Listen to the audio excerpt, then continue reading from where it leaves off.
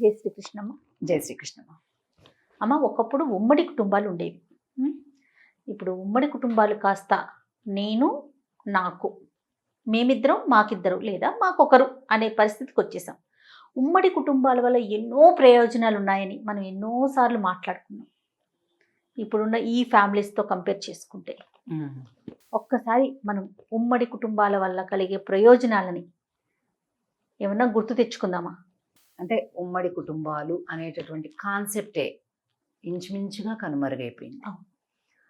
సరే, కారణాలు విద్యా వ్యవస్థ, ఉద్యోగాలు వగైరాలు, ఇండివిజువాలిటీస్, లేకపోతే 10 మందిలో కలిసి ఉండలేనితనాలు, లేదా విపరీతమైన నారో మైండ్, స్వార్థం. మొత్తం భర్త తనొక్కడ మాట వినాలి, ఎవరు మాట్లాడటానికి వీల్లేదు, ఎవరు పలకడానికి వీల్లేదు. నా భర్త నా ఇంటి వరకే కూరగాయలు తేవాలి, ఆయన తెచ్చిన కూరగాయలు అందరూ తినద్దు, అంతేగా. ఇలాంటి ఒక విపరీతమైన నారో మైండ్ అనేటటువంటిది బాగా ఎక్కువైపోయింది. దానివల్ల కారణాలు అనేకం. ఉద్యోగాలు కావచ్చు, పట్టణాలకు వెళ్ళిపోవటం, విదేశాలకు వెళ్ళిపోవటం, అవకాశాలు ఉన్నవాళ్ళు ఇలాగే ఉన్నారు. మొత్తానికి ఓవరాల్ గా రాయి వేరైనా దెబ్బ. అలాగా పాపం ఉమ్మడి కుటుంబ వ్యవస్థ చాలా చిన్న భిన్నమైంది. దానివల్ల ఎన్ని నష్టాలంటే, ఉమ్మడి కుటుంబం లేకపోవటం వల్ల అయ్యే నష్టాలను ఈవేళ జాతి చూస్తుంది. ఒకటి, భార్యాభర్తల్లో ఎవరికి ఏ మాట తూలినా, ఎవరికి పొరపచ్చాలు వచ్చినా, మనస్పర్ధలు వచ్చినా సరిచేసేవాళ్ళు లేకపోయారు. ఎందుకు ఇలాంటి రోజు వచ్చింది అంటే, సరిచేయకపోగా ఇద్దరి మధ్యలో ఇంకో 4 విత్తనాలు నాటేసి ఇద్దరిని దూరం చేసేటటువంటి మనస్తత్వాలు ఒకనాడు ఇవ్వబట్టే ఈవేళ న్యూక్లియర్ ఫ్యామిలీస్ని ఇష్టపడటం జరిగింది. అది కూడా ఉంది. మనం అన్ని వైపులా మాట్లాడుకోవాలి. కాబట్టి ఉమ్మడి కుటుంబాల్లో మంచి ఎంత ఉందో చెడు కూడా అంత అవ్వబట్టే ఈవేళ అందరు న్యూక్లియర్ ఫ్యామిలీస్కి వచ్చేసారు. కానీ ఉమ్మడి కుటుంబాల్లో అంటే everything depends on the mentality.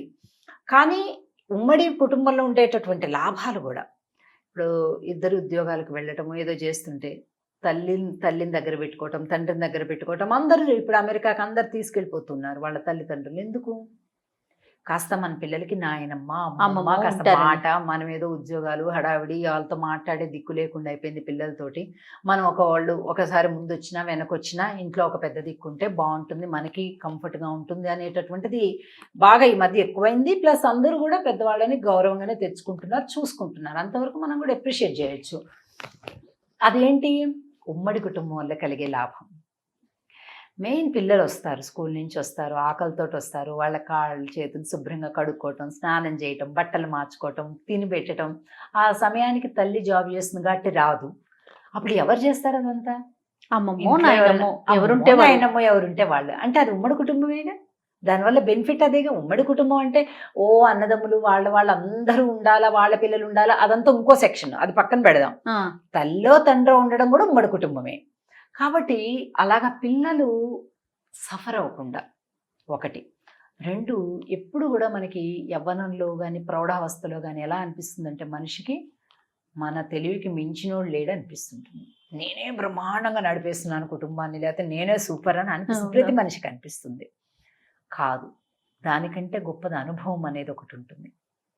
కాబట్టి మన పెద్దలు ఎప్పుడైతే మన దగ్గర ఉంటారో, మనందరం కలిపి ఒక దగ్గర ఉంటామో, అప్పుడు కొన్ని జనరేషన్ గ్యాప్ తోటి కొన్ని వాళ్ళు వెనక కాలంలో ఉన్నప్పటికీ కూడా చాలా విషయాల్లో, జీవిత అనుభవాల విషయంలో, ఉదాహరణకి మళ్ళీ పిల్లల పెళ్ళిళ్ళ విషయాలకు వస్తే కానీ, లేదా ఎవరితోనో మాట్లాడేటప్పుడు, ఇప్పుడు చూడండి, అప్పు చేయడం, లేకపోతే ఇంకొకరికి వకాల్తా ఇవ్వటం, జామీన్ ఉండడం అంటుంటారు కదా, ఇట్లా అంటే వాళ్ళకి సెక్యూరిటీ, మధ్యవర్తిగా ఉండడం, ఇలాంటివన్నీ కూడా పెద్దవాళ్ళు ఉండి బ్రేక్ చేపిస్తుంటారు, ఆపుతుంటారు.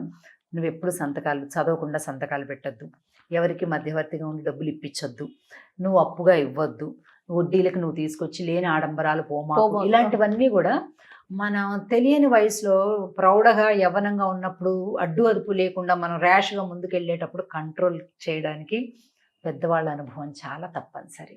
కాబట్టి పిల్లల విషయంలో చూసినా, మన పెద్దవాళ్ళ విషయంలో చూసినా తప్పనిసరిగా ఉమ్మడి కుటుంబంకు ఉండేటటువంటి బెనిఫిట్స్ చాలా ఉంటాయి. వాళ్ళ బ్లెస్సింగ్స్ ఉంటాయి. ఫస్ట్ పెద్దవాళ్ళ బ్లెస్సింగ్స్ ఉంటాయి, వాళ్ళ గైడెన్స్ ఉంటుంది. కాబట్టి మనకి ఉంటుంది, మన పిల్లలకు పిల్లలకు కూడా ఉంటుంది ఉంటుంది. కదమ్మా. తప్పనిసరిగా ఉంటుంది. చాలా తేడా ఉంటుంది. ఏ, అమ్మమ్మల దగ్గర నాయనమ్మల దగ్గర పెరిగే పిల్లల సంస్కారాలు వేరుంటాయండి. చాలా బాగుంటాయి.